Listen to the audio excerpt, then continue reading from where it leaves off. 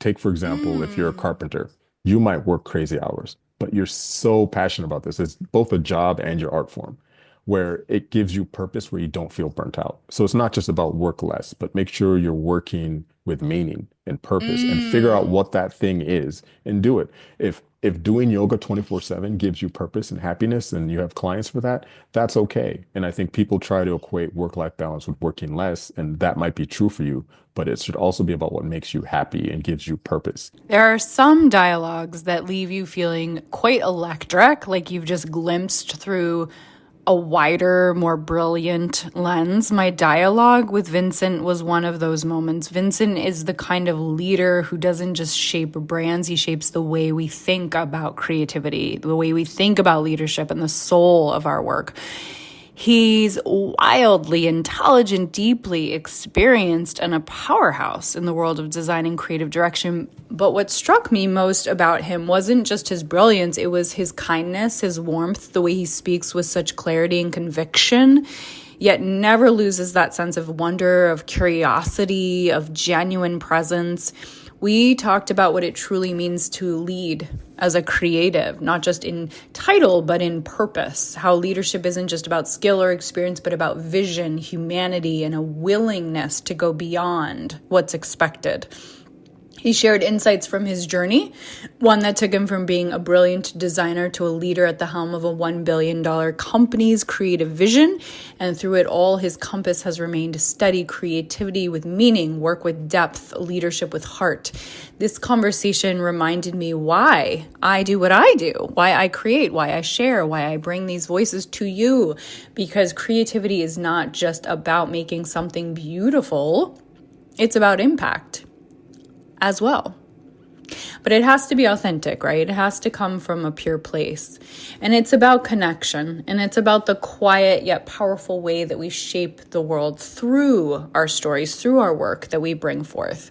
So I can't wait for you to hear Vincent's wisdom, his humor, his perspective. He is not just a creative leader, he is a creative soul. And I have a feeling that his words are going to stay with you just like they've stayed with me. So I want to let you guys know that I have changed the name of my breathwork from mountain breathwork infused with Reiki, which is just quite a mouthful, and some people don't really understand what it means, to transformational breathwork, because we just get it more now. We get what that means.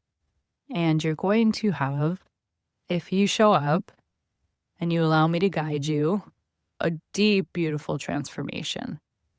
I've been working more one-on-one with people, and that is really rewarding for them and for me. So if you're wanting some one-on-one support to feel held, seen, known, loved, and have the ability to regulate your nervous system and rewire, really from the base, it's really the hack. Instead of 10 years of therapy, it's like one session can really get to the root of what those blocks and those fears, and we don't even have to understand it or analyze it, is what's so beautiful. Same as with the Reiki energy. We can just allow the breath and the retraining to do its own work, the body to do its own work, the wisdom. And you're your highest authority, so you get to kind of decide how far and how deep you're going to go, and you're only going to have the healing that you're ready and willing to have.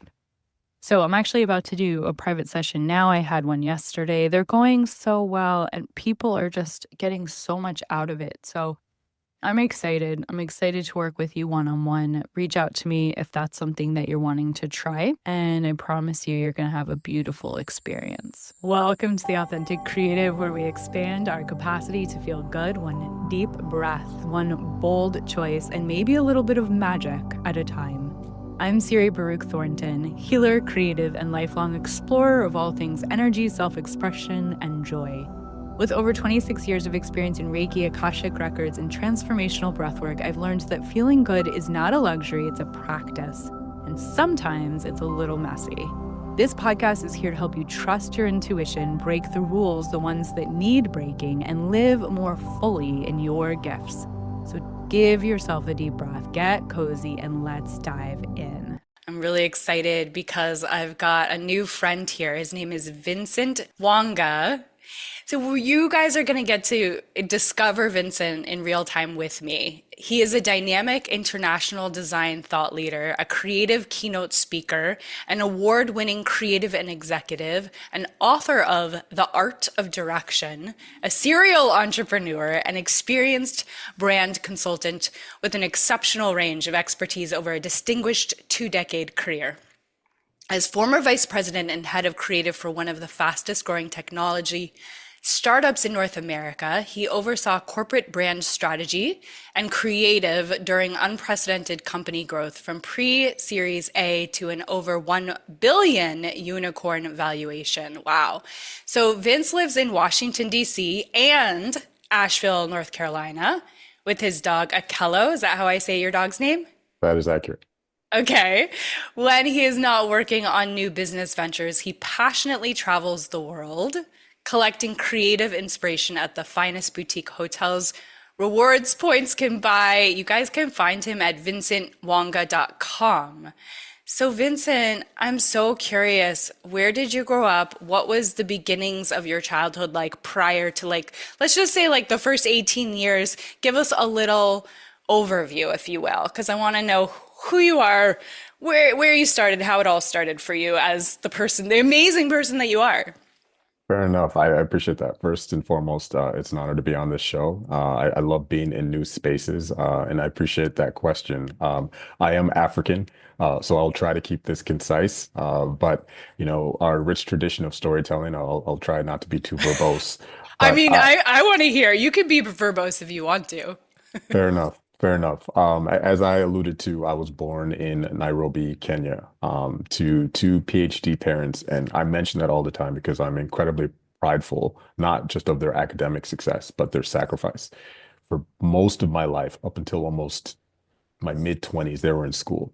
They had to go to school twice. They were highly educated, master's degree teachers and lecturers in Nairobi, and then they had to go to Canada and redo it, and then America and Yeah. do it. So they went to school three times. Wow. And that has such a profound impact on my humility, my determination, and my appreciation for everything that they've had to do because they're raising, the four of us while, going to school full time at the same time, with full-time jobs as well. So, That's insane and incredible. And most people don't even finish real school. So the fact that they went three times, and I know that's a common thing for immigrants yeah. to need to do that and work twice as hard, three times as hard. That's incredible. Please keep going. That's absolutely. So, I was born in Nairobi, Kenya, and then through school, my parents first got an opportunity to get their master's degrees again in Edmonton, Alberta.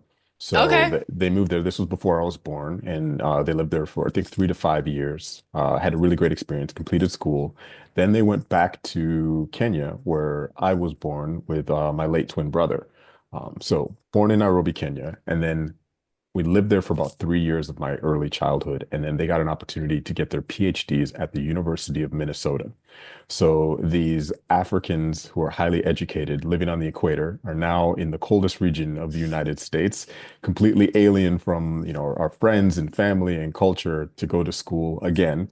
And that's where I grew up for most of my adolescence, from age 3 to about age 17. I grew up in this amazing place in Minnesota, which was incredibly welcoming, very cold, that is true, but a very beautiful place with beautiful human beings who helped us out and became our friends in our community. And it's a sneakily very diverse place. I'll just, not to get too distracted, but one of the unique things about the Twin Cities is the organizations there and the nonprofits welcome all kinds. So oftentimes in the Twin Cities, the minority groups there are the largest minority groups outside of their origin countries.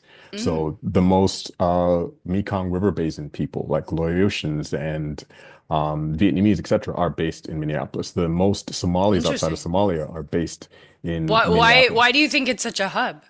Well, I think one, we have really good social services that Okay. help immigrants come in. And then, Okay. there's a saying in the immigrant community where you end up where your uncle and aunts are. You do what they do. So wherever that hub starts, that attracts more. And Sure. there's the infrastructure and community support to help them thrive instead of being marginalized.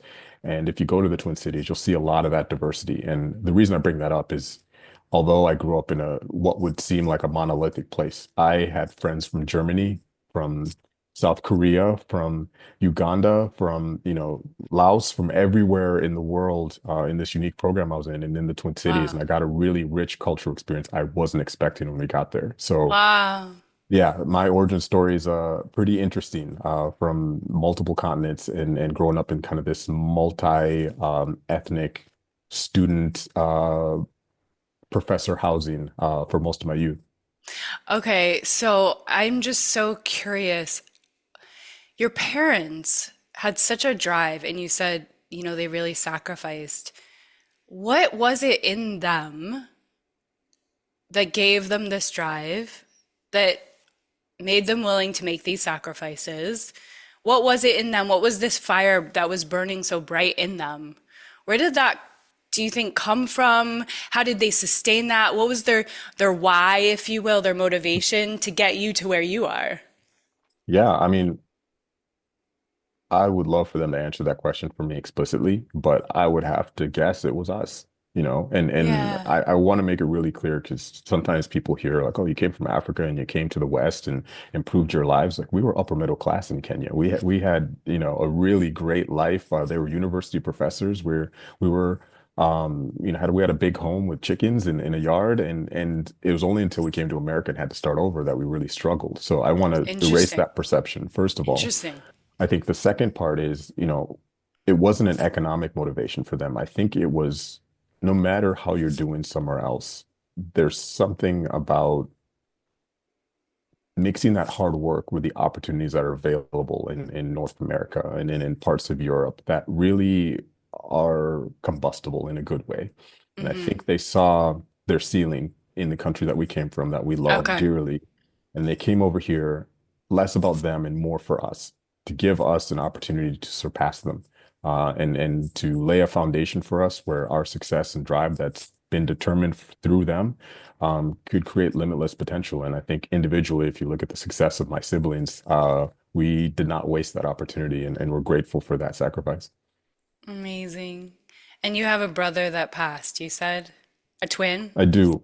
I do. Yeah, he was a U.S. Marine, warrant officer, third class. He was Wow. an incredible human being.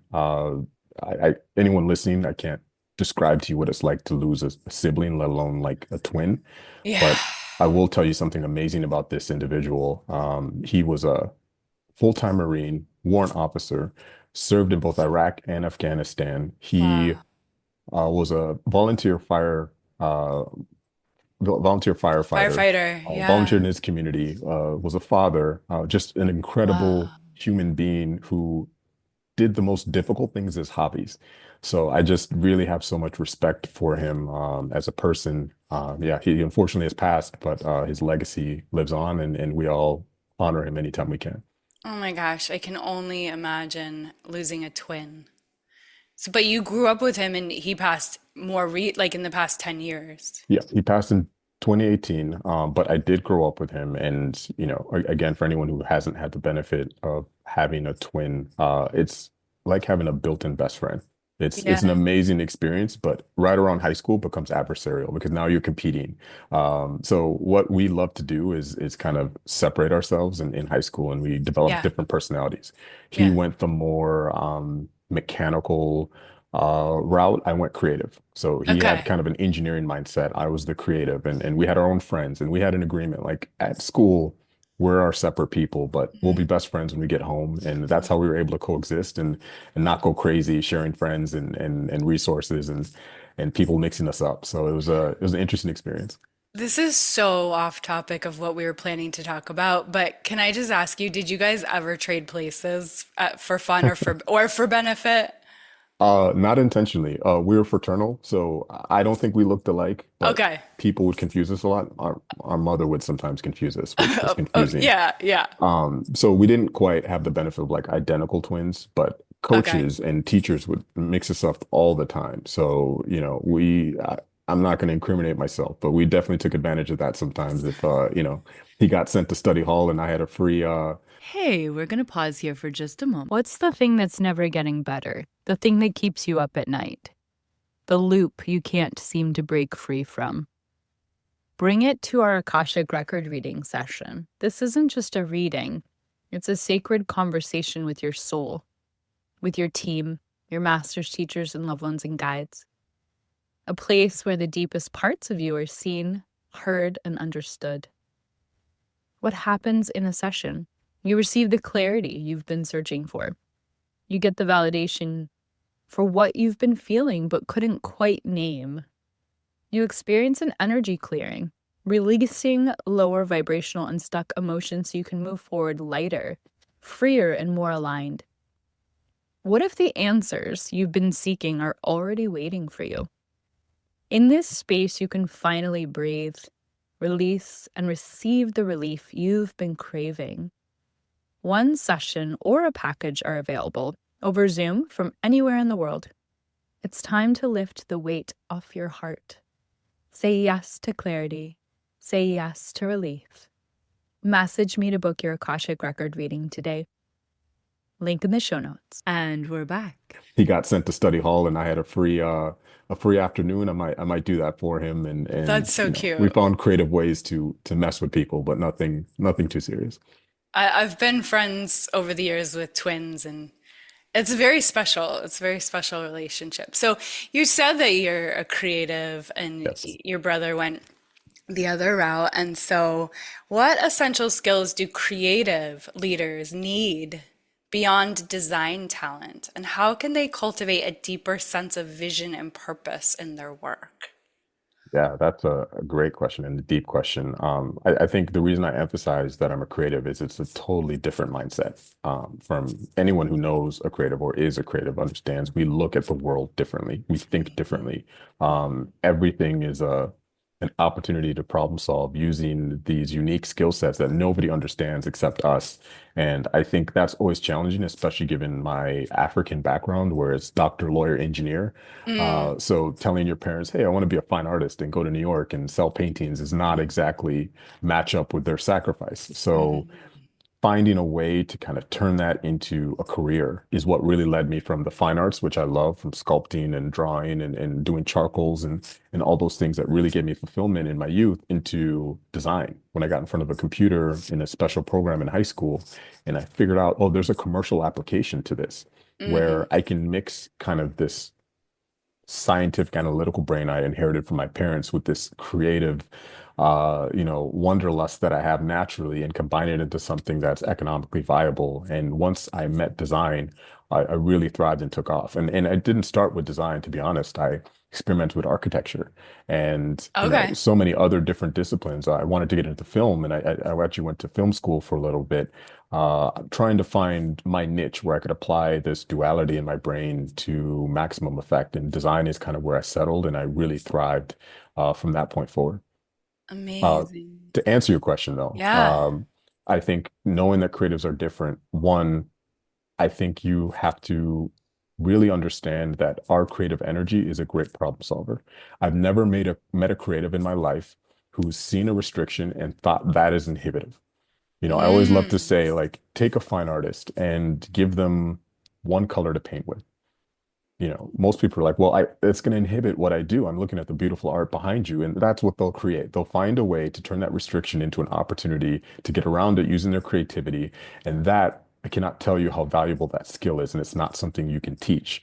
And I think creatives have that inherently. And as a creative leader or as a creative individual, you really have to not let that be an inhibitor and really unleash that mindset where we don't see restrictions as problems. They're just an opportunity to use our creativity to get around those problems. And that's a simple application, but it could apply to a business problem. It could apply to a mindset problem. It could apply to a personal problem. mhm. And I think those who really harness that mindset will be most successful in just really changing your perspective of what problems are into opportunities. And I think that's something unique that will help creatives thrive. Yeah. And so, is this kind of thinking what you're talking about, I imagine, in your book, right? Absolutely. So my book, The Art of Direction, it's the subtitle is Personal Perspectives on the Path to Creative Leadership. And the reason I'm emphasizing the subtitle is Love it's it. not your typical leadership book. Here's how to become this, and here's the 10 steps you need to take, and Hmm. in a more scientific or academic take. is really deeply personal. You know, some of the themes we talked about at the beginning of the show, I talk about there, my upbringing, and it all ties to like how I got here. I always, I say in the book, I was writing the book kind of semi-autobiographically, and I Mm-hmm. realized halfway through, this isn't about me. It shouldn't be about me. It should be about how. And I really wanted to create a book where, regardless of your industry, I think this could apply to anybody who's looking to enter leadership or entrepreneurship.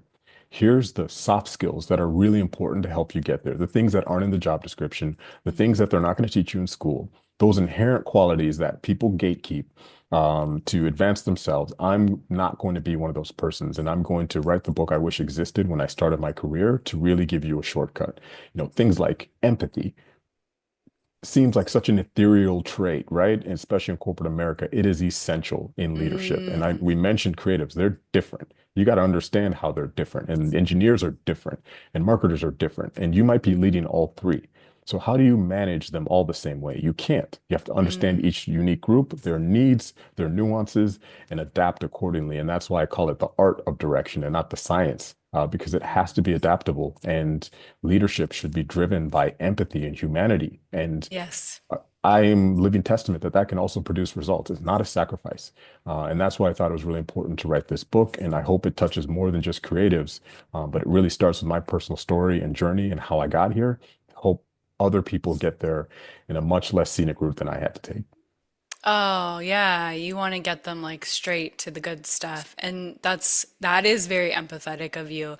And you're right. Like the only way things are truly successful or sustainable are if we're taking the data from listening to people and truly understanding them and truly giving people what they need and giving them solutions to their pain points. And it's just interesting that every step of the way, as someone who's a leader in whatever field they're a leader in, whether it's the healing arts or the creative arts or what Yeah. have you, it really is this balance I'm finding of leading, making executive decisions. You know, you can't just sit and go, well, let's make sure every single person is happy on every single point. You do Yep. have to make some executive decisions, Mhm. but then also like you do need to take into consideration why people are doing what they're doing. What do they need? What do they want? Why are they going to invest themselves in your vision or whatever you're trying to create? And if you're just like you were kind of referencing, like if you're just writing a book that's just about yourself, well, that has a place and a time and what have you.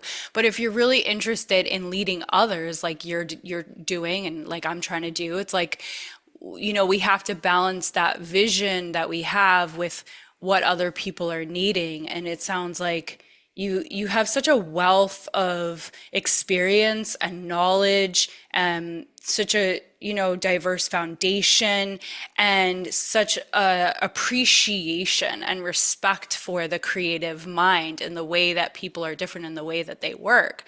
I'm curious, like, what are some of the effective ways that we all have different ways of like perceiving people and their differences. Like so there's like a lens of seeing people through religious practices. Like for example, I practice Buddhism, so I perceive through a Buddhist lens, that everyone has this enlightened nature. But then there's this other lens I recently learned about, which is called human design. And so, Yep. right, like this is about people's energy and the way that their energy is most efficient. The way that they actually operate is so, so, so different based on their energy. So, what are some of these like perceptive lenses that you've kind of acquired that help you to understand people the way you understand them?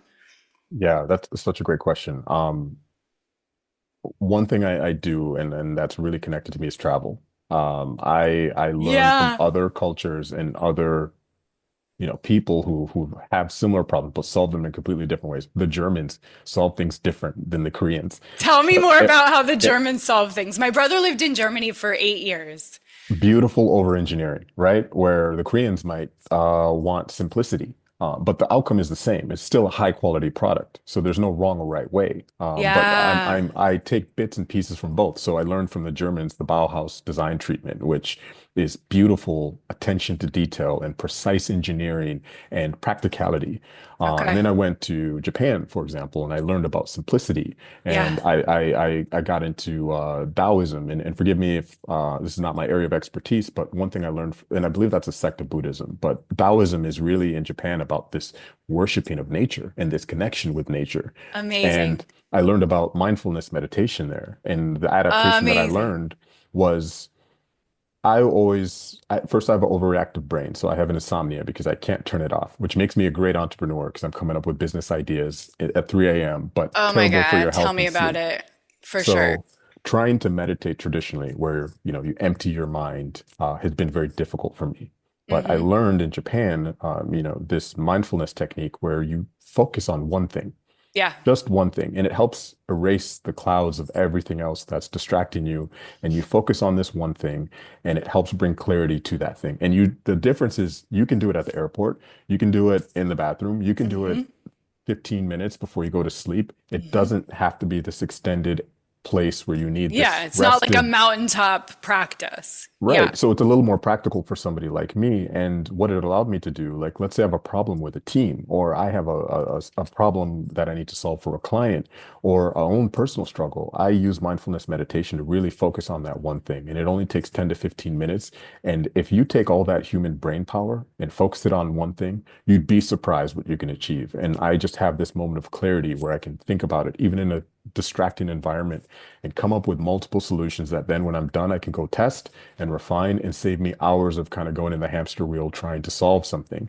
So that's just an example of where travel and leveraging other cultures and their practices and their solutions into my own practical life has really helped me be a better leader, be a better creative. And the last thing I want to say is people take this myopic definition of leadership. Like it's Mm. not this corporate lens that everyone thinks it Mm. is. If you are a parent, you're a leader by default. Yeah. You Yeah. know, if you have a business, and I don't care if you're selling trinkets on Etsy, like that's a business. You are now a CEO of something, and the goal Yes. is to make that grow. So I want everyone to understand that leadership is a much greater context than people give it. And the principles that I try to employ in my book and that I've learned really apply to everyday situations. And I can't tell you how much travel in other cultures and my own culture have really helped me through that. Yeah. When you say your own culture, will you share more about what the lens is of that?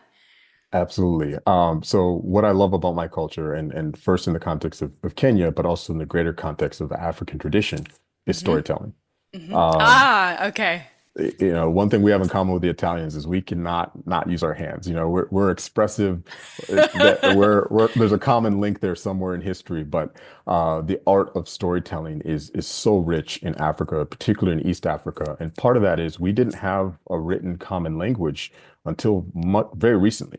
So if you are in Kenya, for example, you think that's a monolithic country, but we have hundreds of tribes that don't Mm, speak the same language until mm, Swahili was invented, what, mm, 75 years ago, so mm, that we could all talk with each other. And it became a written record. Until then, mm. everything was shared orally because that's Yeah. how you tell those stories and prevent people from making the same mistakes. You don't build your bricks with this type of mud because it'll fall down. So here's the orated story to help you not have to go through 100 years of evolution to figure that out.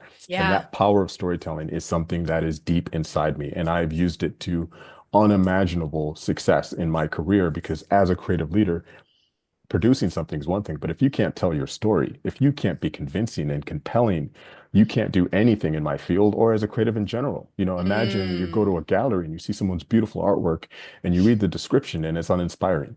You really have to know how to tell your own story before you can tell others. And that's just an advantage I have, I think, as an African practitioner, is that's built in with me. And I love oration and I love the ability to really tell compelling stories and convince people to invest or to subscribe to an idea or to change their minds. And that's been an asset I've learned from my own culture.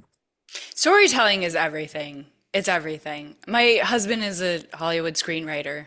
Oh my gosh. It's Yes. it's it's everything. And because this is how humanity evolves. This is Right. how, like you said, we understand past mistakes. This is how we teach anything. Mhm. This is how we learn anything. And it's potentially not taught enough in schools.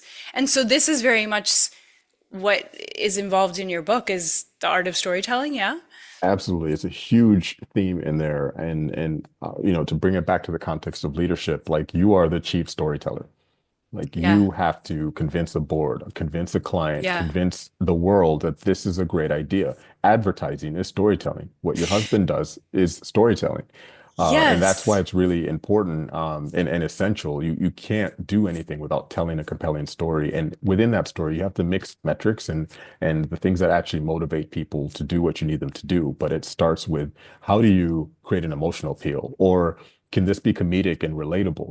Or is this really about, telling a narrative that drives people to an outcome in a subtle way? There's so many different ways to tell a story, and that for any creative I mentioned, having that problem should be the thing that really lights you up because whatever the restriction is, you can use storytelling to navigate around it and really reach your audience in a totally different way. And there's so many companies that do it well and so many that do it terrible. Yeah, I think probably the most effective companies or leaders are the ones who know how to tell a story, how to get their vision across. I'm also thinking about mindset and I'm thinking Mhm. about storytelling in terms of the stories we tell ourselves. Yes. And so it's so fascinating when you start to peel back the layers and look at what stories that we're living into because they were told to us, or what Hmm. story we made something mean within ourselves because XYZ happened, therefore I made it mean this. And there's my story, and now I live into that story, and how we're trying to, as people on the cutting edge of like growth, trying to unlearn Yeah, these self-made stories that don't serve us. So I'm absolutely. curious what your insight is on that. Yeah, that's such an astute insight there because I think part of that is, things have changed over time, and I think technology has really eroded the art of storytelling. We're really in this age of social media now, where, a person's attention span is condensed to 5 to 15 seconds. So how do you Yeah. tell a story in Yeah. 5 to 15 seconds? Yeah. So one, I mentioned creatives. You can see that as a problem. And yet, if you go on social media right now, you go on TikTok, if you go on anything, there's still people telling stories, even in that condensed time frame. It's Yeah. not a restriction for creatives. So it's again having the right mindset that this is an opportunity to maybe be more brief or more creative. And I've seen some amazing storytelling in 15 seconds that might maybe wouldn't have worked in a full-length feature film. Hmm. So I think the broader problem though here is that people's attention spans has reduced their bandwidth for I know. quality storytelling. And I Yes. think the second problem is people aren't good at telling their own stories. We're too busy Mm. trying to live our experiences and we don't really know how to tell our own stories. And if you think of like your grandma or your grandpa and when they'd sit you down and tell you their history and you're the only audience that would listen because the kids don't care, but the grandkids do. And that might be the only record there is to tell that story to the next generation. And if you don't record that, if you don't own it and add your own culture and experiences to it, it dies. Yeah. And that's why I started writing this book, and I mentioned it was semi-autobiographical. Everyone should do that. You don't need to publish it, but start writing Mm. your story, start sharing your story, and with your kids, with whoever will listen. People think I have to accomplish something before I can write that. Like, no, you don't. You are the story, you are the arbitrator of your own experiences. What you accomplish is determined by you. And that's how success is defined, not by this broader context. And people wait until it's too late and there's no opportunity Yeah. to share it. And that story is lost. And I start every Yes. conversation with my parents and like, tell me how you met, tell me how you started. And the Oh. funny thing is, when they start talking and telling me their stories, I learn more about myself. And I think that is the power and art of storytelling and the way it really should be, and a tradition everybody should exercise, and why I emphasize it so much. That's so good. Yeah, I interviewed my grandmother and I want to interview her again because the first time my dad was interrupting a lot because he was trying to like interpret for her. But Conflicting stories sometimes too. Yeah. and now you have these like Storyworth programs where that I've gotten tried to get, it's people have to, along with the lines of what you're saying, people have to know and believe that their story is worth telling. Yeah. So I love that you're saying it doesn't matter like kind of like what you've accomplished or if you've gotten to this perfect place in your life. Like You deserve to be heard. Your story, I have a plaque on my wall. It says there is gold in every piece of your story. Absolutely. I Yes. think not only is that important, I think taking this back to the artistic context, I firmly believe this, and I've been around enough artists in my life to hopefully make this true, but art is a selfish endeavor. It's therapy. It's meant for you to express yourself in whatever way. We don't care what you think about our art. Our art is for us. This is what we're feeling at the moment, and we express it in whatever our medium is. It could be everything from yoga to sculpture. And if you like it, great. If you don't, even better. It's not for you. It's for us to express our story. And I think people are waiting for permission to tell their Mm, story or express their artwork or their craft when they don't need that. Like express mm-hmm, it. If people love it, great. If they don't understand it, that's okay. It's a selfish mm. pursuit. And I mean that in the most endearing way. And it should be a form of therapy and a form of self-care. And if the world embraces it, great. But if they don't, maybe that's the world's problem and not yours. And I just want people to stop waiting for permission. Yeah, there's Elizabeth Gilbert has a book, Big Magic. Have you read it yet? I have not, but I'm going to. She says that like artists should not try and rely on their art to make money necessarily because it puts too much pressure on inspiration.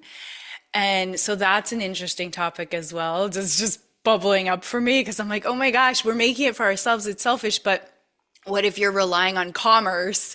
What if you're relying on marketing? Like you have to Yeah, have, like you have to get paid for your art, then it can be challenging to not let that creep in. You do kind of have to respond to what the market, what people need and what they want, right? That's an interesting dance of art and commerce. absolutely. And that's a good point because it is a dance. And yes, you sometimes have to have a profit intent, but I think that profit intent can also corrupt the art. Yeah, for If you sure. focus on doing quality things that are self-expression and unique, you might find your way to that profit intent by default versus those Yes. who purely approach an art form with the intent of making money. Not only will it be much less likely to be successful, I think the audience can tell the difference and will find it unauthentic, and you might fail in that capacity. So it is a balance, but True. if you had to choose a pendulum, go with your heart and your self-expression and let the world embrace it or not. It does not determine the value of that art. And I think that's something people should emphasize. And if that book talks about it, I definitely got to pick a copy. Yeah. Yeah. You see when something has been made purely based on past results, and you're Yep. like, this has no soul. What's happening here? There's too many Yep. cooks in the kitchen. We don't get it. Okay. So, next question. How does someone move from being a great designer to a great creative leader while staying connected to their authentic voice and mission? Yeah, I think one, there's a misconception that if you're great at something, you just deserve to elevate. Mm, And that's not true. Leadership is a calling, and it's a very selfless calling. I think people get backwards that, leadership is about serving other people, not people serving you. So if mm, you are called to do that, you should embrace it. And I think that calling starts really early. Are you good at organizing people? Are you empathetic? Are you somebody who people rely on? Are you somebody who's great at building relationships? There are practical things you can think about as you're ascending in your career, regardless of your discipline or practice, that can give you hints like, yes, leadership is good for me. If you take the initiative on things that maybe you're not even responsible for, you might make a great leader. And I want to also emphasize if you don't have those traits, that's okay too. Not mm. everyone is born to be a leader. You can live a great and substantially sustainable life as an individual contributor or solo practitioner. And there's nothing wrong with that. Leadership is a track, it is not the only way to elevate. And that's something counterintuitive that I really emphasize in this book. If it's not for you, that's okay. There's this alternate path that also leads to success. Here's the alternative if it is your calling, but it really starts with recognizing those traits. I think the second thing is you will get almost nothing you don't ask for or proactively pursue. Don't Right. assume, leadership in your company, your organization, or something is just going to pluck you and anoint you and make you a leader. Sometimes that happens, but oftentimes when it does, it is out of desperation and it's to take advantage of you. They're giving you more responsibilities without more pay. So Hmm. what I mean by that is you should be proactive in your approach to leadership and let your existing leadership know, hey, This is the path I want to take. I'm passionate about it. Can I shadow you and figure out what you do on a daily basis? Hey, what's the most frustrating thing of your day? Maybe I can help Mm-hmm. take that off your plate. Another thing you can do is, you know, anybody who's listening to this and is a leader, whether you're a parent or you're, own an art studio or you're in the creative field, if you're in a leadership position, you get problems every single day. Yeah. And your job is to solve the hardest problems. But if you're not a leader, try going to your leadership with solutions as well. Here's the problem, but Mm. here's three ideas I have that could help solve it. Whether Yeah. you're right or not, you're bringing proactive ideas to help solve the problem. I talked about how creatives are good at that. And that to them identifies, wow, this person is ideal for this because they're thinking proactively in the next step and how they could solve problems instead of just presenting them to me. I have no shortage of problems, but when you bring Mm. solutions, you really stand out. So be Mm. proactive, prepare, ask questions, try to get in meetings you're not supposed to be in, and really talk with your existing leadership about the path that you want to take so that when the opportunity comes, they have you in mind and your preparation meets that moment. It'll be much more likely to happen than thinking it's going to happen by osmosis. It won't. I love that you're talking about being proactive in terms of bringing solutions because so many people don't even think about that. And it Yep. is definitely a determining factor. If the person in leadership sees that and they're relieved by that, then that's going to make a big difference. So, mentorship can be a powerful force in creative growth. What role has mentorship played in your journey? And how can creatives find or become truly impactful mentors? Yeah, I think of anything that is the most important thing is having good mentorship. I mentioned, how my parents and their struggle Yeah. and their achievements and their success really helped inspire me. I didn't have an option to like do nothing. Like they sacrificed their entire lives to become multi-hyphenated and PhDs. Like I have to do something with this sacrifice. That's a form of mentorship, is just being inspired. But also mentorship is also proactive. Don't expect, you're gonna meet a guru in anything and they're just gonna take time out of their day to take you from 0 to 100 and to their level of success. You really have to approach people with a proactive spirit and say, hey, I really appreciate what you're doing and I'd like to learn from you. Mm. Are you available next week? If they say no, that's okay. Let me get your contact details. And then be persistent. You cannot be annoying enough. And I know people might think this Interesting. is Yeah. counterintuitive, but as somebody who gets approached a lot, like I look for people who are proactive. I look for the person who's like, hey, I've sent you 3 emails. Are you still available? I'm still waiting. Nobody's ignoring you. We're busy people. It's not intentional, but I will remember that you were persistent and I will find a way to carve out time to sit with you and I try to love share that. details. And when you have that opportunity, don't waste it. Ask lots of questions. Make it easy for them and continue to follow up after that. And eventually you'll get a cadence where individual will understand, okay, you're really passionate about this. Let me show you how it works. And we'll stop gatekeeping and really download on you. We don't want to waste that information on people who aren't going to appreciate it or actually do something with it because we get approached all the time. And I think if you are in a position to be a mentor, try to make that time and carve it out for people who are really looking for that. I talked about the tradition of storytelling. It's not just to tell your tale, it's to share information so people don't have the same mistakes. That's how we evolve as a species and as humans. So don't gatekeep your information, share it. It doesn't have to have the profit intensive. I didn't make this book to make money. I wanted to share my experiences, the errors that I made so that you don't have to. I give this book away to people if they can't afford it because it's that important to me. It's a selfless Yes. pursuit, and mentorship is about passing down that knowledge. And even the knowledge I have is borrowed and mixed in with my Right. own experiences. And I have an obligation to share that with the next generation. And I think that mindset is important and why mentorship, whether it's being the mentee or the mentor, is essential to progress in any field. Yeah, every mentor needs a mentor. Yep. And all mentors need someone who's going to see them and hold space for them and be there for them and support them so that they can serve other people. Yeah, it works both ways. And I love how you're talking about being proactive and that you're not being annoying and to just really stay on a mentor if they inspire you. And then I'm also curious about mentors that are not necessarily accessible, Yeah. mentors that we look to from history, or mentors that are religious mentors or spiritual mentors that you're not necessarily going to have a one-on-one conversation with, but that you can learn from. What has that been for you, or what are your insights on that? Absolutely.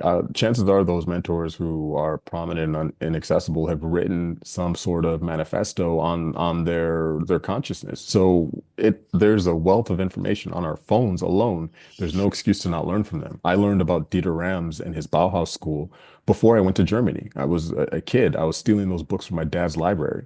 So I didn't have to go to Germany and meet Dieter Rams in 1964 to learn from him. There's a book and a resource there. You know, you don't have to meet Maya Angelou to learn from the Mm, depths and emotions of her poetry, or Langston Hughes and his experiences in the Harlem Renaissance. There's just so much out there. Ernest Hemingway, writes beautifully about his experiences while he was in Key West. You don't have to go there and see his cats to really mm. understand what he's talking about. So there's books, there's knowledge, it's all shared. And that's why I meant the point earlier about don't wait for permission to share your story. Because some of these people, when they wrote their stories, they were nobodies, quote unquote. No one cared. But look how profound they are now. There might not be instant gratification with your self-expression, but over time, you never know where it will go. And imagine if those Yes. iconic people I just mentioned never wrote their idioms, then we wouldn't learn from it and we'd, have those same mistakes. So I try to learn from individuals, but also from individuals in the past or people I haven't met, whether it's Desmond Tutu or Mahatma Gandhi or Martin Luther King. These are all things that you can learn from and apply to your own practice. And there's really no excuse with all the access to technology and information we have these days. Yeah, and I'm just thinking about podcasting and how here we are, and you're telling your story on this podcast, and how podcasting has become this new form of dialogue and sitting around the fire and sharing stories. You Absolutely. know, like Yeah. we have so much access now to so many deep, intimate, revelatory conversations because of this medium. It's It, really it's exciting. it's exciting and to be honest, it's the new medium of storytelling. I mean, look at your guest list that you've had and the diversity of perspectives that each of these people have had, including me and backgrounds, and yet there's a common core there that people can tie into and learn from. So again, it doesn't have to be written. It doesn't have to be audible. There's so many different forms of storytelling. You know, children's books, I think, are the best form of Mm, storytelling in the world. If you can explain something to a child, you have something. And the reason I bring that up, and not to get too sidetracked, but IBM had a brilliant marketing campaign where they were trying to explain quantum computing to mm, people. This mm. is about the most complex thing you could imagine in the world. Okay. So they're trying to attract engineers and future engineers. And how do you explain this thing that you need a PhD to even do? Okay. So they had a challenge, and you can go on YouTube and look this up. Okay. Their campaign was, we're going to explain quantum computing at 4 different levels. Uh-huh. They started at the PhD level, then Yeah. they went to the college student level, then they Yeah. went to the high school Mm, adolescence level, and hmm. then they distilled it down to speaking to like a 5-year-old child. Yeah. And I went through all of them, and the 5-year-old child one was the most profound. Of If you course. can break something down to the level that a child can understand, like that's such a powerful narrative. And it forces you, as I mentioned with creatives, to solve that problem and tell a story in such a simplistic way that a child can understand it because they are the most imaginative and sometimes, hardest to communicate to because we overcomplicate things as adults. So I Yeah. learn from children's books because it's the most purest form of storytelling. So And true. children are the most purest form of storytelling. I'm sure any parent out there has heard crazy stories from their child and like, I wish I recorded that. I wish I wrote that Mm, down. mm. And the last thing I'll say about that is I believe it was a very famous artist. I can't remember. He was in Provence. The name will come to me. Vincent Van Gogh, who said he spent his entire adulthood learning to do his art form like an adult. And then he spent the rest of his life learning to draw like a child again. And just the simplistic and purity of that notion and where he had this greatest joy. And I think we can all take a lot of great lessons from that. Oh, for sure. Youth is wasted on the young. And also, it's just, I find that as adults, so much, like what I was talking about earlier with the deconditioning, Yep. is trying to peel back those layers of like, how do we get to the core, the innocence, the purity, Yeah. the simplicity. And like you're saying, if you can say something at that level, that means you completely understand it. And it's actually harder for writers, storytellers, to tell something in that concise of a way than it is to break it down into a very intellectual, you know, highly educated way. So that's brilliant. I mean, this is awesome. Okay, so you've been part of a 1 billion tech unicorns rise. What were the biggest lessons in leadership, creativity, and resilience that you took from that experience? Yes. Wow. That's probably one of the most profound experiences of my life. Okay. Over a 4 year period, a multi-million dollar company turns into $1 billion, disruptive force in $100 billion industry. Wow. I could write a book just on that experience. Yeah. But the greatest lesson I learned is, and why I emphasize creativity is, as a creative, I was born for that opportunity because the company evolved about 100 times within that time frame. Wow. Adaptability was survivability. And as a creative, I mentioned there's no problem I get intimidated by. I can switch gears and I have all of these multi-hyphenated skills I was able to adapt. Okay, now you need me to do marketing. I can do that. Now you need me to do design. I can do that. You need me to do brand. You need me to do strategy. I need to meet with clients. All these skills that I've broadened through entrepreneurship and creativity made me the perfect person to help in this growth experience.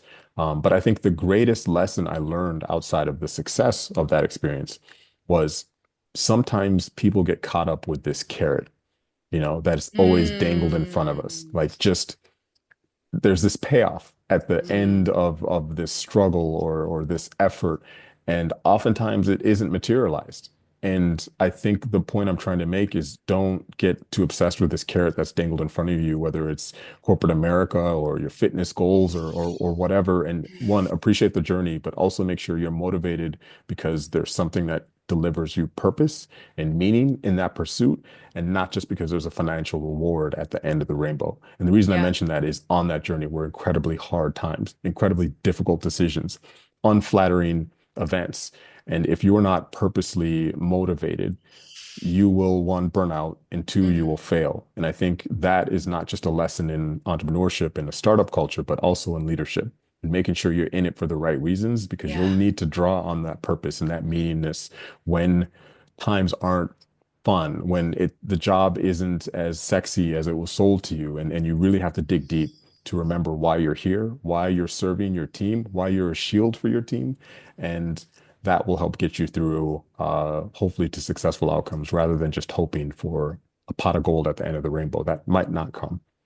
That makes me want to ask you about alignment and your Mhm. values and aligning with your values and discerning what is worth being a leader for, what projects are worth getting on board with and putting your whole heart into. Yeah, I think that's a difficult question because it depends on where you are in your career or your own personal journey. And the reason I mention that is early in your career, you can sometimes sabotage opportunities due to your purpose or morals. And there's nothing wrong with that. But understand you have less control of that when you're young in your career. You need to break in, figure out what you want to do. And I always Mm, encourage people, have as many experiences as possible while you're young because you will learn important lessons when you get older about what you want to do, but more importantly, what you don't want to do. mhm. Maybe going into the medical field was your purpose, but you learned something in that experience when you're like, this is not aligned with where I want to be in life or what I want to do. And you can avoid, making that terrible decision later in life that locks you into unhappiness or being unfulfilled. So I always encourage people when you're young, yes, be principled, but open yourself up to experiences, good and bad. It's a learning experience. But as you get older, hold on to those principles for dear life. Do not compromise on your purpose and your principle. Do not compromise on what makes you happy and try to turn your career into things that are aligned with your goals of happiness and mindfulness. And I think that's really important. It's like a pyramid. Be broad when you're young, focus it as you get older, and have a goal in mind from the beginning. Is it to be self-employed? Is it to be an entrepreneur? Is it to have your own practice? Make sure you have that goal. And the reason I mention that, even before it's realized, is the hardest part of life is making decisions. But if you know what the end goal is and you can adapt that goal as you grow, it makes decisions so much easier. You know whether you should take that opportunity in Europe or this partner is aligned with that goal for you, or if kids are going to interrupt that goal, have that goal and start with it and use it as your North Star. But start with broad experiences that really help hone that experience so that you don't have this ideal in the future. I mentioned that carrot that really isn't aligned with your happiness and purpose in the first place. So we really have to look at it based on what era of life you're in. And that's what's helped me accomplish just about every dream I put my mind to, because I know what to do to get there, but more importantly, what to avoid to not get distracted from it. Yeah, I feel like we're in this era now of not seeing success like the way we saw it in the 80s, maybe the 90s, but really coming into a place of understanding that inner peace is success, that living with our in alignment with our values, having a life of ease and joy, being able to put our family first. Like these things have always been important, but I feel like we're coming out of it kind of having such glimmer, and we're not sort of as swayed by it. We're kind of like, okay, we're starting, it feels like people are starting to understand that there's more to life, more of a European mentality, I want to say, of like that we're living life to live life as opposed to working. So that, like everything is just about work. Yeah, I agree. I also think that, the European mindset is also kind of about purpose and joy. Like, take, for example, if you're a Mm. carpenter, you might work crazy hours, but you're so passionate about this. It's both a job and your art form, where it gives you purpose where you don't feel burnt out. So it's not just about work less, but make sure you're working with meaning and purpose and figure out Mm. what that thing is and do it. If doing yoga 24/7 gives you purpose and happiness and you have clients for that, that's okay. And I think people try to equate work-life balance with working less, and that might be true for you, but it should also be about what makes you happy and gives you purpose. And as long as you're doing that, the burnout doesn't So happen. true. And that is what's really important. And people need to think about that fundamentally from a mindset perspective rather than just like, I hate my job, I want to do it less. No, find a job that gives you purpose and happiness and invest in it. And maybe that's your own business. And instead of working for somebody else, and find that path and work to the point where it continues to fulfill you. And when it doesn't, stop doing it and enjoy your family and find other things to bring you value than just your jobs. Because trust me, they don't look at you the same way. So invest in the things that bring you value, your family, your peace of mind, travel, I mentioned for me, that keeps you grounded. And don't try to make a job your everything because again, they look at you as a commodity, but we invest in them like they're our everything and what gives us value in life. And it's kind of a backwards mentality, I think, to your point, with everyone invested in wellness and happiness that we're starting to reverse. Yeah, okay. I know we'll wrap up soon, but it's interesting because you really made a definition between creatives and sort of left brain people who tend towards that. And I think it's interesting because what you're saying is like there's such a difference to me between an entrepreneur and someone who works for somebody else, and not everyone is cut out to be an entrepreneur. It sounds like your book and your wisdom and your leadership and mentorship are for both, for Mhm. entrepreneurs and for people who work within companies or for organizations or for other people. And there's this theory that like only 9% of people are cut out for entrepreneurship. As an entrepreneur personally, and the other entrepreneurs I know, because we're so invested in what our purpose and our passion and our mission is within that entrepreneurship of self-leadership, like we're like you said, our brains are never shutting off. We're always at work. But because we love it and because we believe in it, it Right. doesn't necessarily feel like work. Like I will take my downtime if I have any free time, and oftentimes I will just be spending it on my work. Technically, what's my work, but it's not, it's what I want to do. So it's interesting just those differences between work and play, and work being your play and play being your work, and entrepreneurship versus working for somebody else. And do you have any other insights that kind of address those things?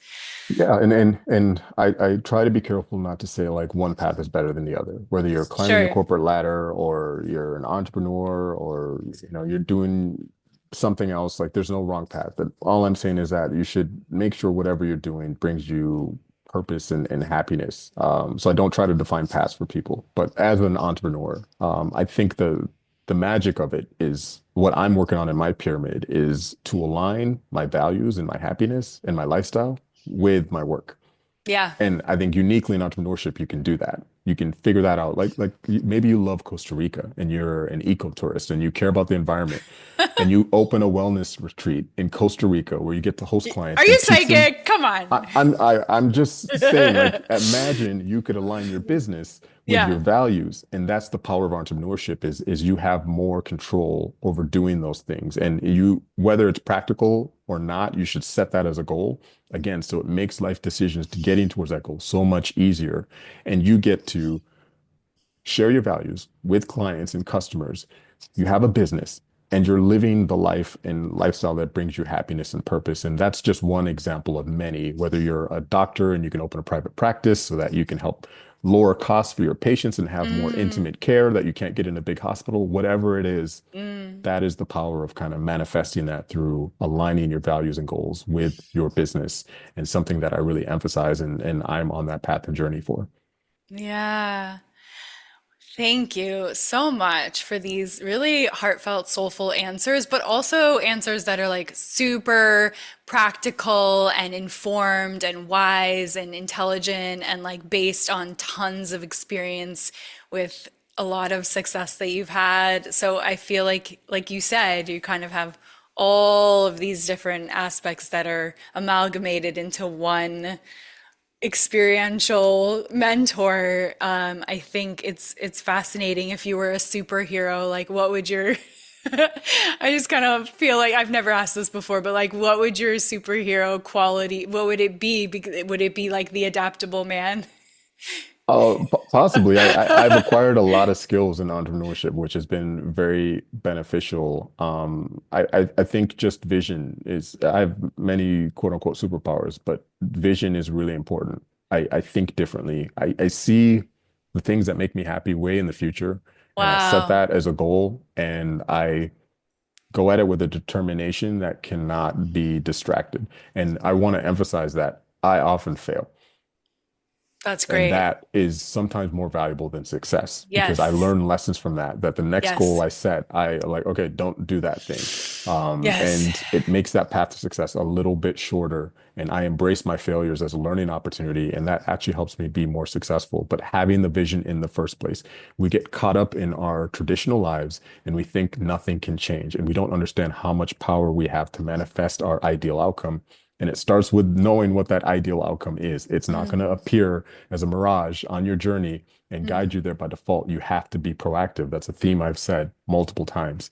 Don't be afraid of failure and use that as learning opportunity to get to that ideal outcome. But having that vision and not being scared and having the audacity to dream and the execution to achieve those dreams is a profound power that is not super. We all have it. We just need to activate it. That's great. We all have it. We just need to activate it. That's amazing.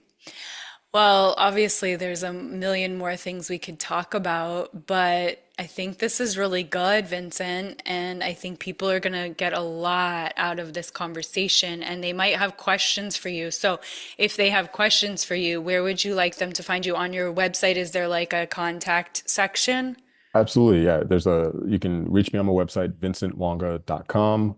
Yeah. There's some talks that I've given on the website. My book is available, The Art of Direction, Personal Perspectives on the Path to Creative Leadership on my book, on my website. It's also available on Amazon, Barnes and Noble, all the traditional places you buy books. Nice. Available for order at your local bookstores worldwide. You can contact me through my website. I'm also on LinkedIn. Feel free to connect with me. If I don't respond, be persistent. But I'm not on any other social media. That's part of my like peace of mind and ability to kind of disconnect from my world. So those are primary ways to get a hold of me. I speak around the world. If I'm in your town, come and say hello. I'm friendly. I love to share stories, and I'd love to meet you. And if people want you to come speak at their event, is that something you can do for them? Absolutely. Just go to my website and there's a form for that.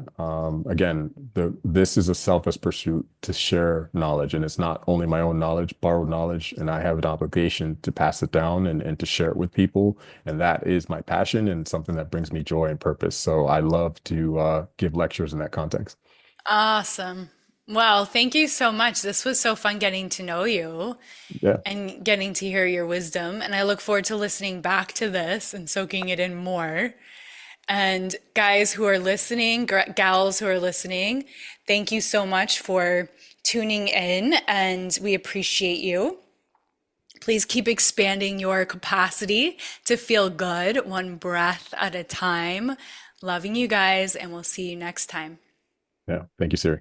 Thank you. If this episode resonated with you, I have one simple request for you to give yourself a moment to leave a 5-star review and share a few words about what the authentic creative meant to you. Your review isn't just for me, it's for the people out there searching for inspiration, healing, and reminder that they're not alone.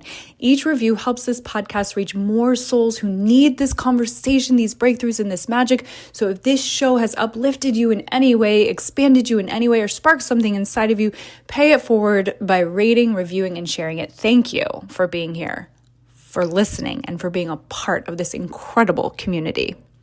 Keep shining.